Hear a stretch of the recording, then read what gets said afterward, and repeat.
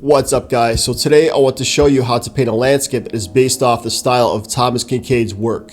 If you guys are familiar with my channel, you've probably come across me doing demonstrations of some of his paintings, but this time I want to show you how you can create your own original painting that can represent his style. So I'll be using this reference photograph here to get my main idea of what I'll be painting. And if you do have any trouble following along or painting anything, I did leave links in the description for more specific tutorials that go more into depth on how to paint the specific parts of a landscape. So anyways, let's get started. So I start off painting the main basic colors. These are going to be desaturated for the most part, since they are going to be in the background where I'll be stacking more and more layers on top as I continue progressing in this painting. The main point in this very beginning stage is to cover up the canvas with paint and put together the basic building blocks of where everything is going to be. I use the grid here to help with coordinating where the objects are going to be, as I still want to stay consistent with the overall layout of the photograph. I will be deviating a lot from the photo, but still want to keep intact the main objects like where the cabin, trees, and river is going to be. Even though we're just painting the main objects here, I wouldn't worry too much about being meticulous about it. Once you feel comfortable with moving on to adding more detail, you could go ahead. For the rest of this video, I want to focus on this top right section of the painting, primarily working on the large cluster of trees here. If you've watched my other videos on painting trees or landscapes, I'll be using all the same methods in this one, except I'll be really maxing out all my techniques here because there's many trees and clusters here, and I will be adding much more color and variety here compared to what the reference photo has. So with the trees, I work my way from the back to the front. I'm using lots of desaturated colors here, and so the further away the tree is, the more desaturated the color is going to be. But along with that, make sure the color is still consistent with the main color of the tree. Another thing to pay attention to is the size of these leaf clusters you're painting. Some trees are going to be more condensed than others, and so if you have a tree that has a looser, more airy appearance, then obviously you're going to want to space out these leaf clusters and sometimes make them smaller, and vice versa for the more compact, robust trees. Using variety is the name of the game here, and the more, the better. Also remember that there is going to be lots of overlap when you paint trees, so painting over some of what you just did is going to happen a lot. So with these background leaves, make sure that you blend them more, so that they have a more blurred appearance than the ones closer to you. Another thing is that when it comes to making your color mixtures more desaturated is actually not using that much gray paint. I think you're better off using the complementary color of whatever color that you're using. If you use too much gray to desaturate something, the mixture is going to end up looking muddy and lose its vibrance. You're better off adding some of the opposite color. For instance, if you want to desaturate a green mixture, add some magenta, or if you want to tone down the orange, mix in some blue. If you aren't that familiar with how colors and their opposites work, I have a video for that which I left a link for. When it comes to painting the dark parts, the shadows, I try to avoid using gray or black as much as possible unless it's the very darkest area. Once again, using these colors with green or anything else is going to make the mixture look muddy and take away from the brilliance of the painting. What I do a lot of the time instead is mix blue with brown to create a dark gray color, then mix it with whatever color I need to darken. This helps a great deal, especially when you want to create a color transition. So once I get enough of these tree clusters established here, I start to paint some of the tree trunks. Don't worry about painting any branches, just get an idea of where these trees are going to be amidst everything else. I'm also starting to add more detailed clusters of leaves here. This is something that you could do here, where there's lots of dark shadows. You could add some bright leaf clusters around areas like these to add some contrast. And this is actually something you see in Kinkade's paintings quite frequently. Now I'm working on some background trees here. Use any color you like, as long as it's very desaturated. Also make sure to blend well into the background. The thing about these distant trees also is that you're going to need to use more white paint than you think. Since they're up against a bright white sky, any hint of colors here is going to show, so don't be afraid of using a really bright mixture here. I'm going back to this orange tree here and going to elaborate some more. My last mixture was too dark and saturated, and so this time I'm adding a lighter and grayer mixture. Another thing I'm doing there is that I'm adding a slight gradient effect, where the bottom part of this tree is going to be darker than the top part. Using this effect with your trees really enhances the quality of the painting, so create these slight color gradations any chance that you get. I'm also adding more shape to this tree by painting over parts of it with a green background color. In addition to using layers here, you'll also probably spend some time repainting or sculpting some areas to refine the shape or size of the objects. I'm adding some green clusters of paint here, and so just remember that using a variety of color and shape here helps add to the brilliance of your landscape painting. This is especially true where you're going to have all sorts of leaves, branches, and colors coming out from different directions. When I'm blending, I'm using a lot of dry brushing, and since I am using acrylics here, I'll be doing that many times during this painting. This opening here is going to have much brighter colors, which I'll be going back later on to brighten it even further, because I think I made it too saturated of a color over here. Now I go back up here to work on these isolated clusters of leaves. I first add some short brush strokes here, and once I get those on here, I gently blend them amongst the white background.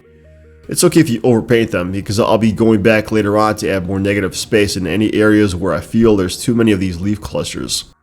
So here's an example of how I paint the negative space inside the leaves. It's pretty much the reverse of painting the leaves, where I'm using white paint instead to create these gaps where the sky shines through. As you can see, I'm using a small brush for this, and what I recommend for this is using one with stiff bristles where it makes it easier to dry brush. So here I'm adding a small layer of fog in between these trees, which will disappear as it goes up through these background trees.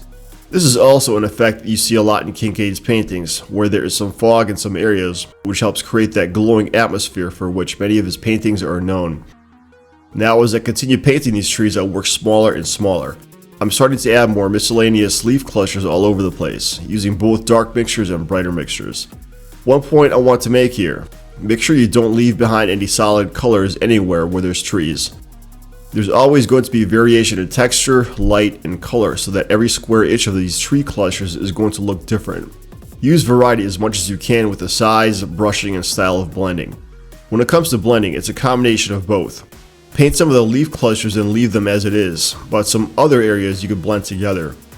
This combination helps combine a sense of realism along with giving this landscape a larger-than-life, epic atmosphere. Once again, this is something you'll notice in Kinkade's paintings. Now I add a few more smaller tree trunks and branches here. This is a forest, so you're going to have tons of overlapping where the branches and trees are covered with leaves in some areas, and some spots are going to be exposed. Avoid using brown by itself, but remember to desaturate it with a small amount of blue, and if you need to brighten it, add some white paint as well. With painting tree branches, use a fine detailer brush and keep the mixture as wet as possible. For the bigger trees, take your time to add some high quality texture to them. Since it is overcast weather in this painting, it's kind of hard to tell where the light source is coming from, so the light is diffused amongst these trees. Some of them you'll have a hint of light that dominates their right side. Some of the trees you're going to see that there is more light coming from the left. I'm using the reference photo to figure out this part. And if you can't tell already, I'm not completely finishing anything I paint just yet. I keep painting parts of all these objects and come back later on to build up on them as the painting continues to progress. So once I feel like I have all these clusters of leaves established on here, now I really get deep into this painting and start painting the finest details. I get my fan brush and start to paint the smallest shadows inside these leaf clusters. I get a dark green mixture here and I start to add these shadows very carefully. Once again, avoid using black or gray here, but a mix of blue and brown to darken the green paint, unless you're painting the very darkest parts. Use variety with this mixture as well. When you're covering up the lighter green areas, lighten up this mixture too, but keep it darker than the layer underneath. The main point is to add texture here, where you'll see how different shading here amongst the leaves will vary in intensity. Notice how I'm using variety with how I space apart some of these clusters. Some of them I'm making bigger than others and making them look more dark and smudgy. Other ones I leave alone and keep them more spaced apart. And of course, the further back the tree is, the less contrast it's going to have, so pay careful attention to the mixture and make sure it's closer to the base color. As you brush this, do a small amount of blending with some of them. Remember how we're using combinations of blending some parts of the landscape along with leaving alone some other parts. I'll come back later with the fine detailer brush to make this much easier. Here's another example. With this magenta tree, I'm using a darker version of this mixture to add the texture. With leaf clusters like this, pay attention to cover these up, but it's okay to slightly deviate away from them where your mixture goes off to other trees. I'm also alternating the darkness here as well, where sometimes I use a darker mixture where I want my shadows to be deeper than others. Also, don't worry if you overlap any trees or branches I painted here.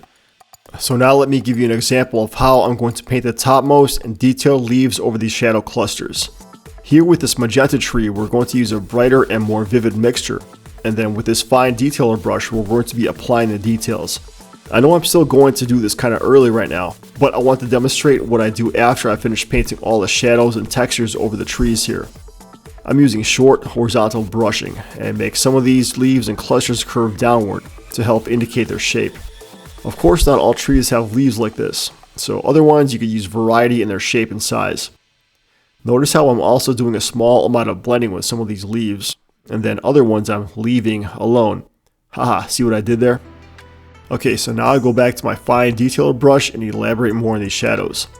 I find that with this brush, I can do more blending and refining of these smudges of paint. Pay attention to how much you're covering, and in some places be generous with the dark colors because you don't want to end up with the image here looking flat. Okay, let's paint some more leaves here. I get a brighter green mixture where you may notice it's still desaturated because this tree I want to retain a more desaturated appearance to it. With these leaves, I'm going to make them more dot shapes, so I'm being extra careful with the brushing here. As I continue painting these, I want to brighten my mixture more as I continue stacking more of these layers over the shadow texture. Be creative with how you shape these clusters of leaves. The way leaves come out of trees varies a lot, and so as you lay them out, try to create different random shapes. So now I go back to continue to refine this area here, adding more variety with the trees here, along with adding more blending with these faraway trees in the background. It's important to pay attention to details like this because it's so easy to want to focus most of your attention on the focal point or objects that look interesting, but giving that extra care for the background and objects that are not the center of attention is equally as important, because the way you do anything is the way you do everything. All of this counts for a solid looking painting. Let's do some more work on this orange tree. Just like the other part, here we're laying out the shadows first, continuing to build up these layers as we set the stage for the subsequent details. Keep the mixture desaturated, but don't forget to avoid using black or gray, unless the shadows actually are black. If you don't blend enough, the image is going to look stiff and grainy, so finding that balance of blending and leaving other parts alone is critical here. You can see how I switched to the fine detailer brush, and notice how the blending becomes easier here. It's important to not do a mediocre job in this part because all the steps in layering these color values are extremely important. Now with these outer leaves, you can see I'm using a more intense orange color as they come out more. This is how you separate the layers and keep them noticeable as you continue stacking more and more paint across these tree clusters. Another thing I want to mention is that it's okay to go back and forth between these tasks. So if you find that you overdid a section, you can always go back and either add some more shadow over it or vice versa.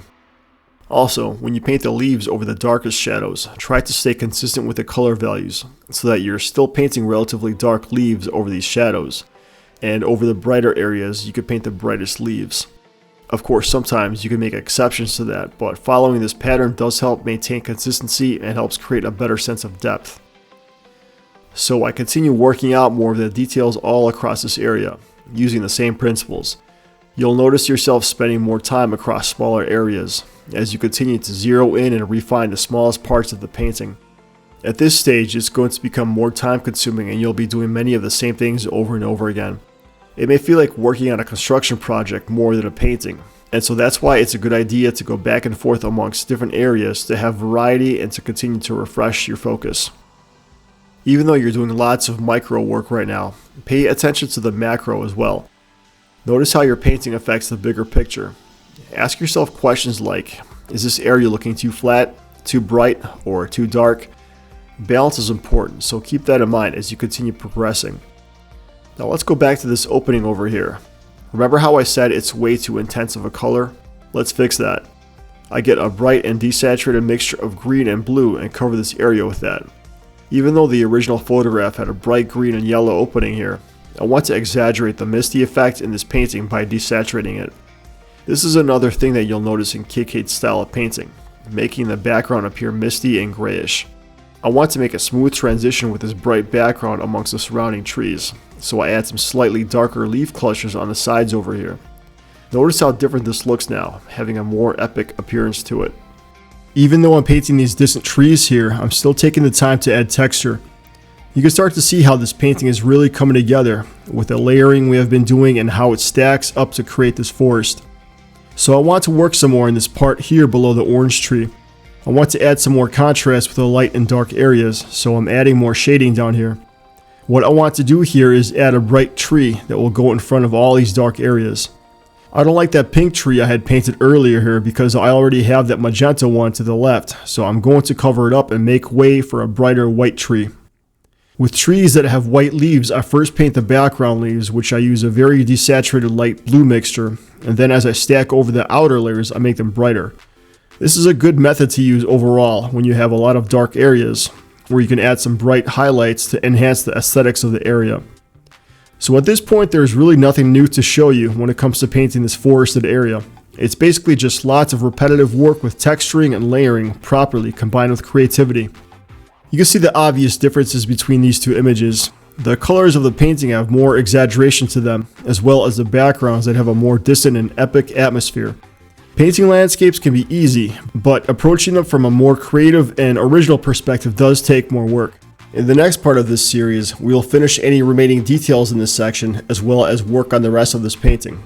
If you stuck around this long, thank you for watching, please like the video, and I'll see you in the next episode.